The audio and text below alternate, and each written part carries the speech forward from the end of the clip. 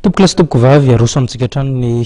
vaovao isongadina amin'ity takariva ity izany amin'izany ny fananganana tamin'ny fomba ofisialy sy ny fametrahana tamin'ny fomba ofisialy ny FFM manana ny filankevitry ny fampihavanana malagasy eo ihany koa ny fivorina makasika ny fampodinana ny vadin'ny filoteolora matola loravalomanana ary ny makasika ny fanampiana atolotra ho an'ireo any atsimo izay niarambonina noho ny fandalovan'ny rivodoza arona farandeo araba topoko lafinaritra topoko vavy ankafaliany indray ny oerana amintsika ny tokatrano any amin'ity takariva ity dia manasa antsika anaraka ny fampalalambavao hatramin'ny farany tafapetraka tamin'ny fomba ofisialy androany ny mpikambana eo anivon'ny filankevitry ny fampihavanana malagasy fantatry ny maro amin'ny FFM ho marika izany ary dia androany nanao ny fianianany ireo mpikambana 420 avy amin'ny faritra 220 eto amin'osy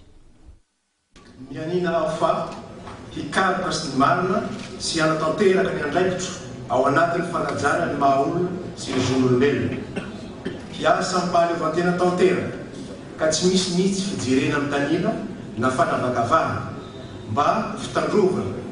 ny fampizorana antsakany sy andavana ireo raha atao hanaja antsakany sy andavana ny fepetra rehetra amin'ny mampikambana ary ao amin'ny filankevitry ny fampihavanana malagasy. Ny fandimby ny nina tsiraray teo anatrehany malagasy fa hanatanteraka tsakany sy andavany ny asa mpandreketina azy mifotra amin'ny fampihavana pirenena ireo mpikambana 420 ao anatin'ny rafitry ny filankevitra fampihavanana malagasy androany teto amin'ny lapan'ny fitsarana tapiny anosy. Fotoam-pitsarana izay teo ambany fehin'ny filohan'ny teteza mitandra rajoelina sy ministry ny fitsarana ary natrehan'ireo lehibe sy mpikambana amin'ny androm-panjakana ao anatin'ny teteza mita.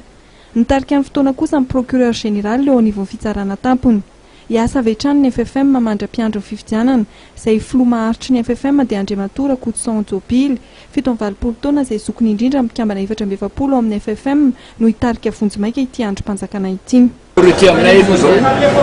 dia ny ahatonavany dossier priorité aminay aloha zao dia ny fahazoana ny trano iasana.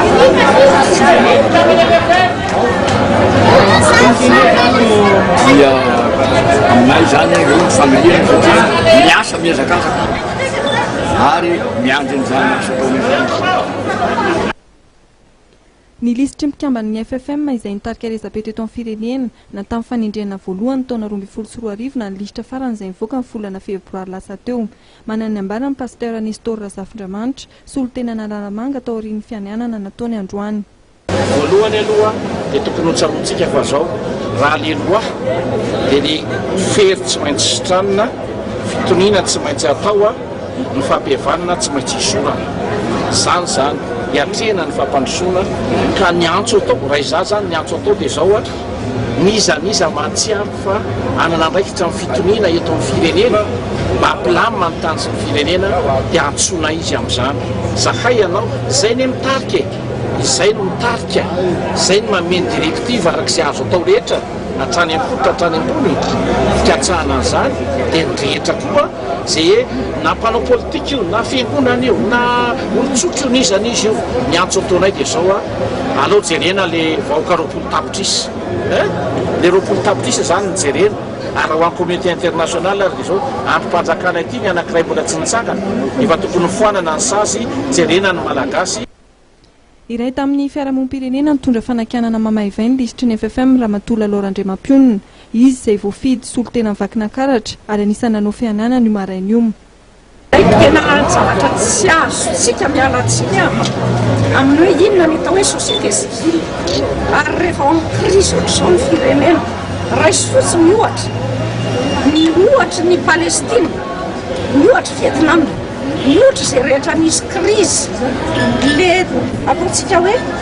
vorona izay manomana ny tozoan'ny vahoaka sady mandray anjara izy amin'ny négociation, mandray anjara izy amin'ny fampilaminana no mandray anjara koa izy amin'ny zavatra rehetra any ambadika izay azo anosehana zany an'le zavatra atao anatiny mifampiankina ireo.